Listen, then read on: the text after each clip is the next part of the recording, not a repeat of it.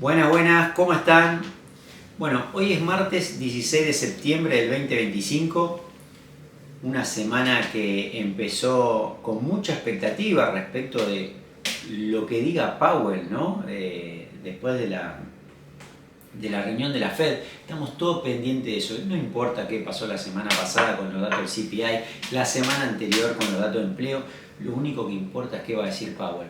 Y para eso nos juntamos un poco con Martín, para tratar de imaginar esto, pero también para contarles un poco de qué está pasando a nivel internacional con la geopolítica, los mercados internacionales y cualquier otro dato que empiece a dar ciertas señales de lo que nos puede llegar a decir. Así que primero que nada le voy a dar la bienvenida a Martín. Hola Martín, ¿cómo estás? ¿Qué tal, Oscar? ¿Todo bien? Bien, bien. Vos sabés que una de las, no sé, para mí es como que existen los países subdesarrollados, el nuestro por ejemplo, pero están los desarrollados, y los desarrollados son esos países que uno se imagina donde las cosas funcionan, ¿no es cierto? Cuando uno piensa en un país desarrollado dice, bueno, es un país que paga la deuda a tiempo, que no tiene conflictos, digamos, de déficit fiscal, ¿no es cierto? Pero lo cierto es que vimos que el lunes Fitch, la agencia de calificación de riesgo, hay tres grandes agencias, una de esas es Fitch, le bajó la calificación de deuda, ni más ni menos que a Francia. Se la bajó de AA- a A+. Yo me quedé sin explicación, digo, pero bueno, me imagino que debe tener alguna razón Fitch. ¿Qué tal, Oki? Bueno, sí, como bien decís, las cosas funcionan hasta que dejan de funcionar y ya no funcionan más. Sí, ya habíamos charlado la última vez, lo que le sucede a Francia es un mal que recorre a todas las economías desarrolladas, es un sistema de pensiones diseñado espantosamente. Yo estuve viendo con todo esto que está sucediendo en Francia, bueno, qué modelo jubilatorio funciona. Encontré 3 o 4 ejemplos nada más. 3 o 4 que funcionan. Sí, nada más.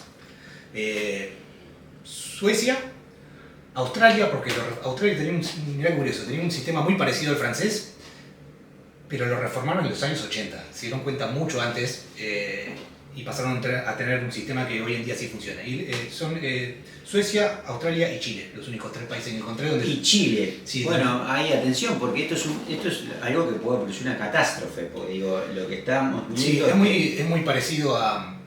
bueno, se están poniendo bastante de moda estas crisis europeas y hay que ponerle un nombre. Tuvimos el Grexit en su momento, tuvimos el Brexit y ahora tendremos no sé, Franzmageddon, algo así. Lo que está sucediendo es que parece que esto es horrible, pero literalmente el país parece estar muriendo. Estuve viendo algunos gráficos, por ejemplo, no sé, el PBI per cápita está en el nivel del año 1970. Desde ese momento el país no ha parado de caer. Parece que Francia tocó su pico en los años 70 y desde entonces ha sido todo de barranca abajo. Como son países con tanta historia y tan ricos, pueden estar comiéndose stock de capital durante décadas. Argentina, por ejemplo, todavía se está comiendo los stocks de capital de la década del 90. Pero bueno, estos países desarrollados les dura mucho. Pueden andar mucho tiempo, viste, como cuando el coyote persigue al correcaminos y se queda pedaleando en el aire cuando se acaba un precipicio. Ellos tienen así para tirar varias décadas. Lo que está sucediendo ahora es que simplemente se está acercando el momento de tener que pagar toda esta deuda. Y parece no haber ninguna solución. Tiene una pirámide poblacional ya invertida. Ya la población mayor a 64 años es superior a la cantidad de gente de menos de 15 años. Esto generalmente en la teoría se conoce ya como el punto de inflexión de no retorno.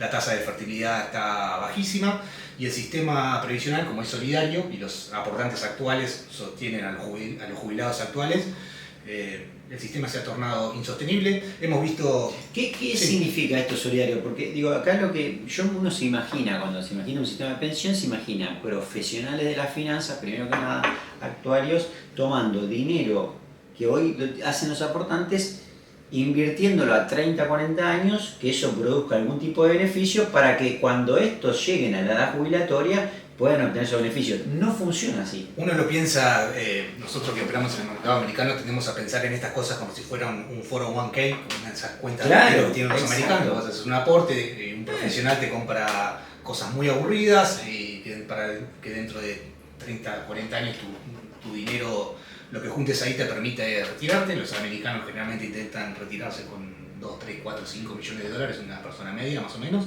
y a lo largo de 30, 40 años lo van logrando con estas 401k, que son básicamente cuentas de retiro donde vos haces un aporte y un administrador, un profesional, vos lo podés hacer vos mismo si así lo quisieras.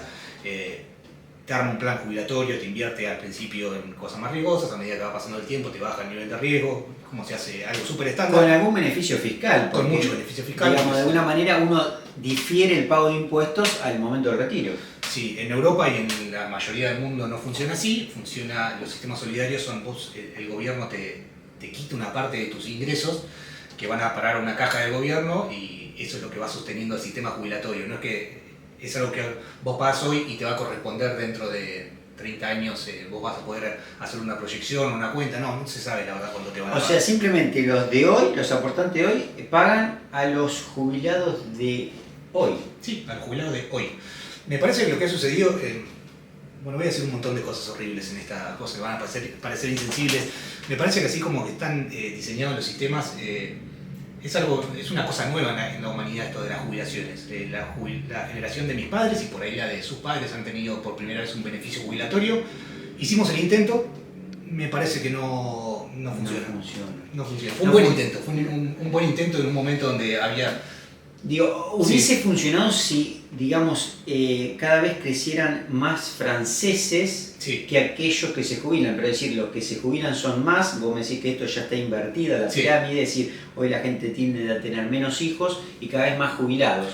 Al ser solidarios son menos aportantes y mayores la cantidad de beneficiarios. Es que los esquemas Ponzi pueden funcionar indefinidamente siempre y cuando la base se siga ampliando. Los esquemas Ponzi fallan cuando se termina la base de clientes y acá es exactamente lo mismo. Lo que se pensaba es, bueno, como la población va a crecer infinitamente para siempre, el Ponzi se va a poder sostener indefinidamente. Ahora lo que vemos es que Macron está teniendo estos problemas porque cada vez que busca bajar el gasto público, ¿no? Porque ¿cuánto equivale en porcentaje de gasto de Francia? Un 60% de su gasto se va a cubrir. No, es algo que estamos viendo claramente en Argentina. Ya es el cuarto primer ministro que se le va en 2 años. Va por la quinta nominación, siempre pasa que buscan bajar el gasto público y se encuentran con este problema, que hay un rechazo, dice no queremos bajar el gasto público, aumentar los impuestos, pero bueno, el país está teniendo más o menos un 5% de déficit al año. Y tiene cosas, está tan pésimamente diseñado el sistema francés, tiene algunas cosas como por ejemplo, no sé, los jubilados se jubilan con el 100%, con tu último sueldo, el más alto que tuviste en tu vida seguramente, te jubilás con ese sueldo. Acá en Argentina se estuvo luchando por el 80% y no... El 82 móvil. Sí, exactamente. Bueno, ya se retiran con el 100 al tope. O sea, está atado a inflación, es decir, aumenta... Y esa es la otra cosa que me pareció gravísima cuando lo vi. Yo dije, no puedo creer que estén haciendo esto estos tipos. Ellos tienen las jubilaciones indexadas a la inflación. Lo cual suena lógico y decir, bueno, está bien porque no estás estafando a los jubilados con la inflación. Pero ¿qué sucede? La inflación es la forma que tienen los gobiernos de financiarse, es un impuesto. Y vos le estás cobrando el impuesto a toda la sociedad, salvo a un sector muy determinado, que son los jubilados. No puede ser que los únicos que pagan el impuesto inflacionario sea todo lo de abajo y los de arriba, los jubilados, terminan no pagando nada. Lo ideal sería que ninguno pague impuesto inflacionario, pero si lo va a pagar alguno, que lo paguen todos. Por un lado tenemos entonces aumento constante del gasto en seguridad social.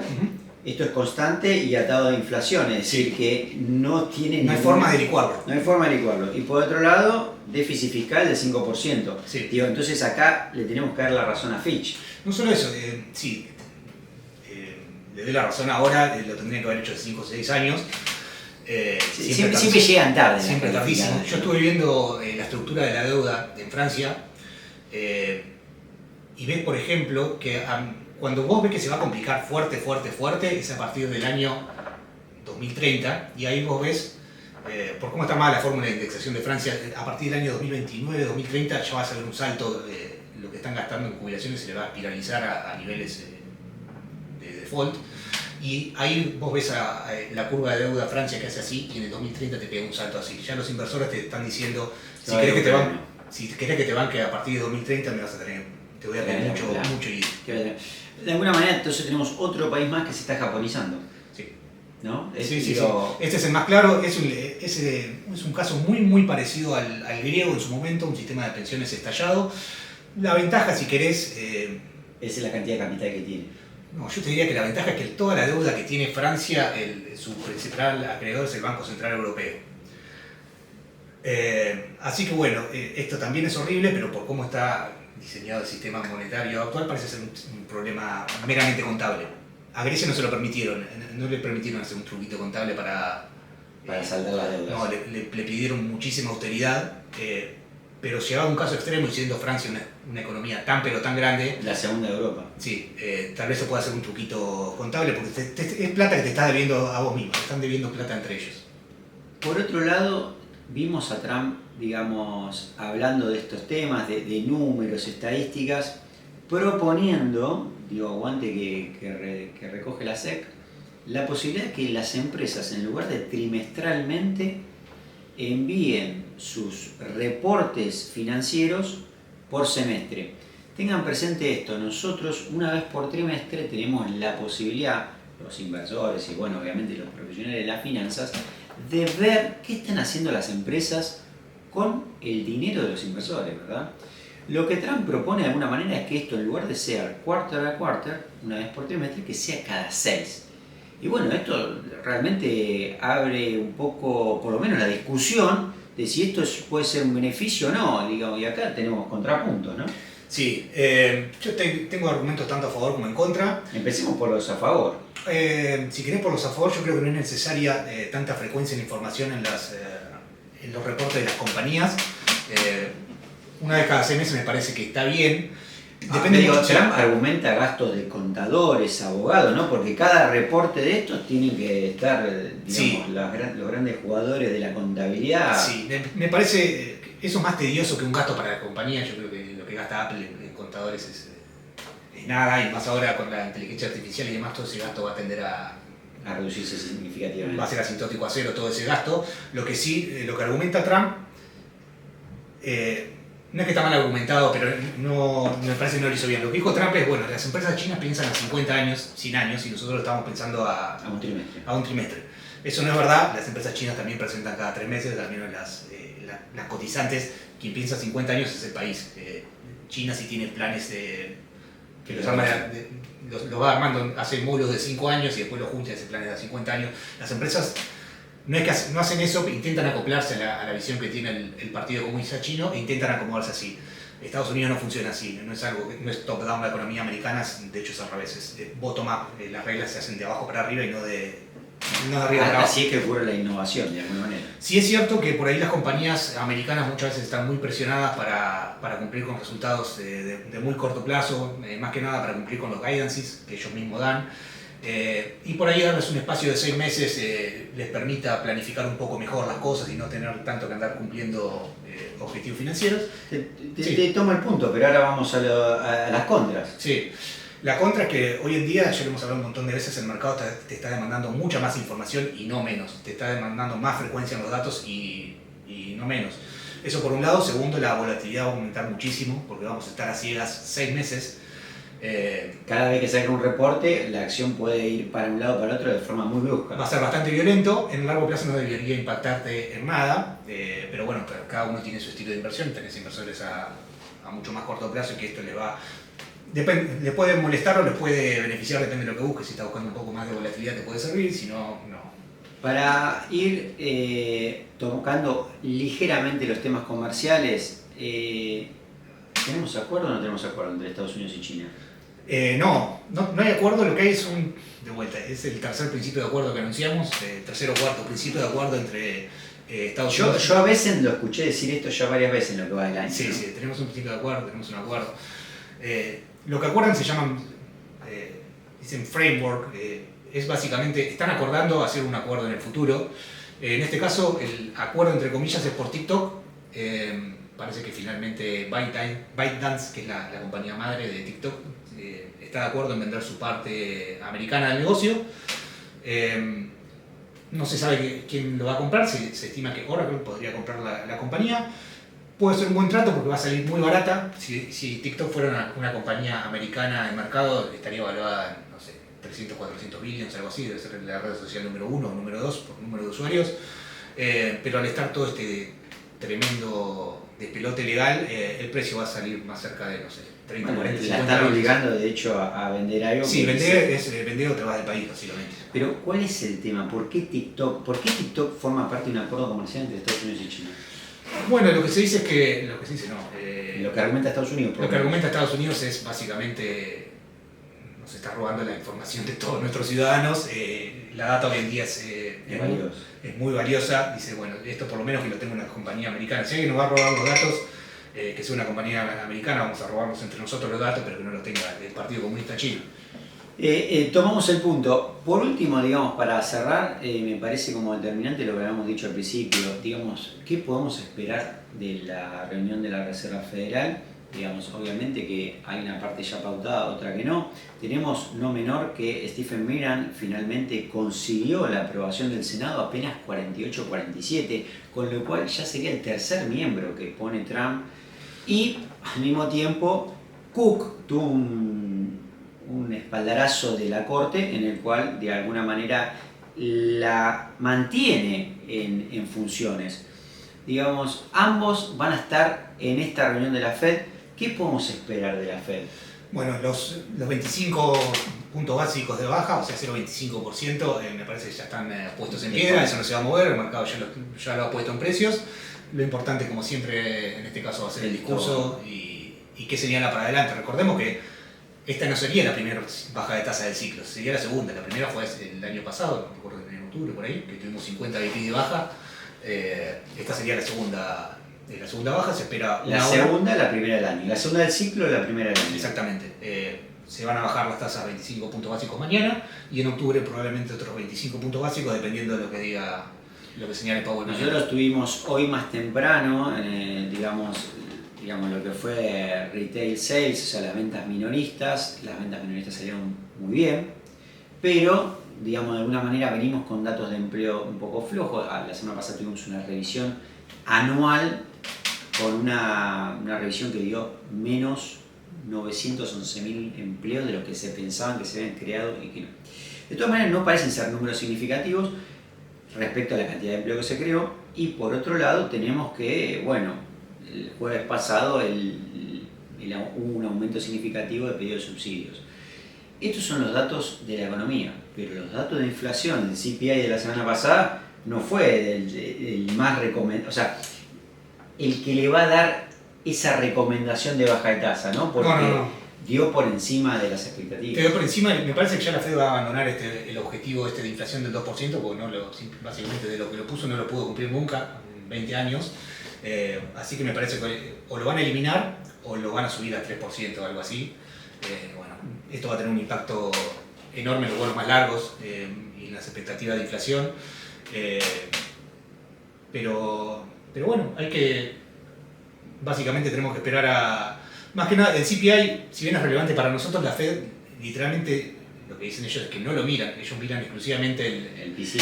El PCI, porque es mucho más amplio y tiene mucho más sentido. El CPI es para nosotros, porque son las cosas que vas a comprar al supermercado, pero la inflación es algo que es más amplio que los Pero precios de lo las habíamos cosas. charlado, como que el PCI es un poco más dinámico, ¿verdad? Sí, es mucho más representativo de la economía americana que el CPI, que pone mucho peso en cosas que... El CPI no es que pone peso en cosas que no importan, sino que te deja afuera otras cosas que sí importan.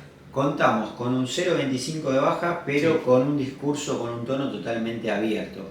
Así que yo lo que le voy a desear para lo que resta es, nada, lo mejor, digamos, como siempre, ¿verdad? Que nos acompañe, digamos, Powell un poco y bueno, el próximo Wayful Talk analizaremos cuáles son las consecuencias de este tono, si es dovish o hawkish. Les mandamos un gran abrazo de acá y hasta el próximo Wayful Talks.